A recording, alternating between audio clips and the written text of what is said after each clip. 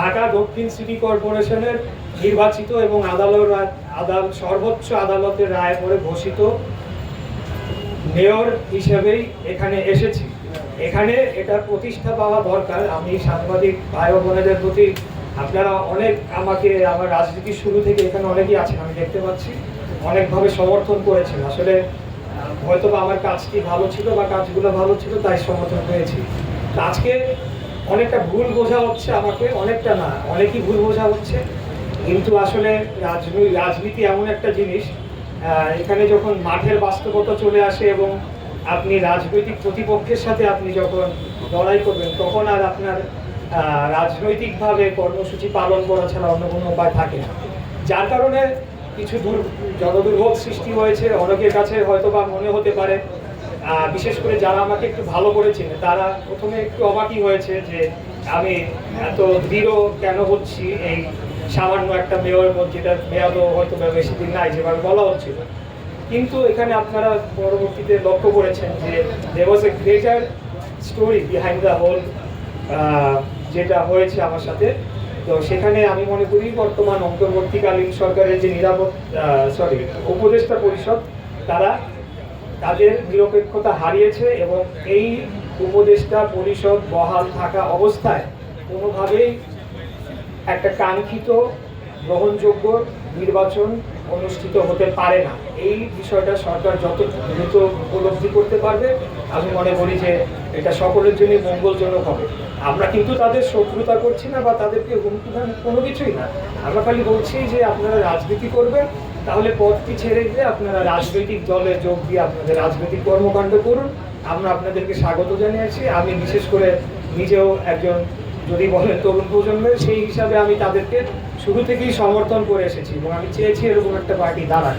কারণ বয়স কম থাকা অবস্থায় রাজনীতি করতে গেলে যে বিড়ম্বনা বা সমস্যা ফেস করতে হয়, সেগুলো আমিও ফেস করেছি, তাই তাদের কষ্টটা আমি বুঝি। কিন্তু আমরা দেখলাম যে পরবর্তীতে নতুন বন্দোবস্ত নামে আসলে জাতিকে কোনো কিছুই দেওয়া হয় নাই।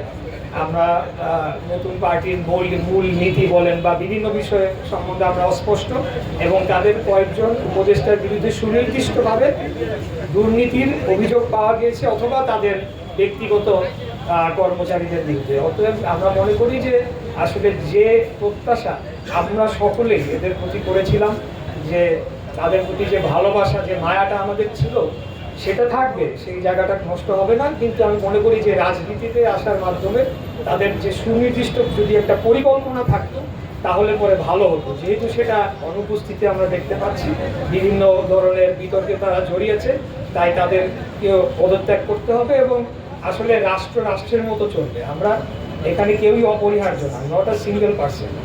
কারণ অতীতে আমরা এই বয়ান শুনেছি, হাসিনা গেলে কি হবে, হাসিনার পরিবর্তে কে চালাবে। আসলে রাষ্ট্র 18 কোটি 20 কোটি মানুষের এখানে জীবন জীবিকা নির্বাহের বিষয় রয়েছে। আমি মনে করি যে এখানে কেউই অপরিহার্য নয়।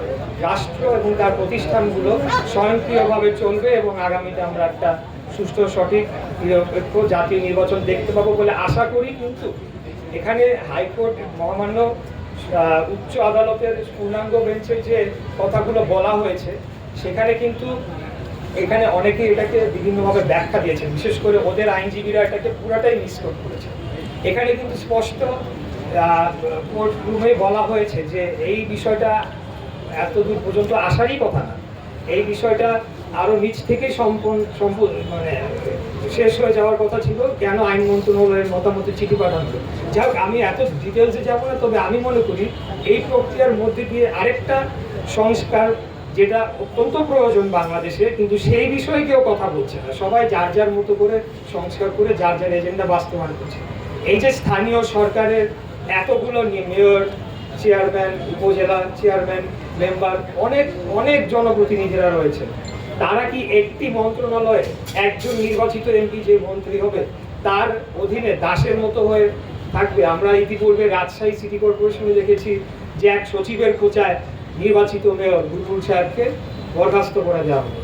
এরপরে আমরা গাজীপুর সিটি কর্পোরেশনে দেখেছি একদিনও ওনাকে বসতে দেওয়া হয়নি। খুলনা সিটি কর্পোরেশনে যখন 13 সালে 5টা সিটি বিএনপি জিতে আসলো, আপনাদের হয়তো মনে আছে।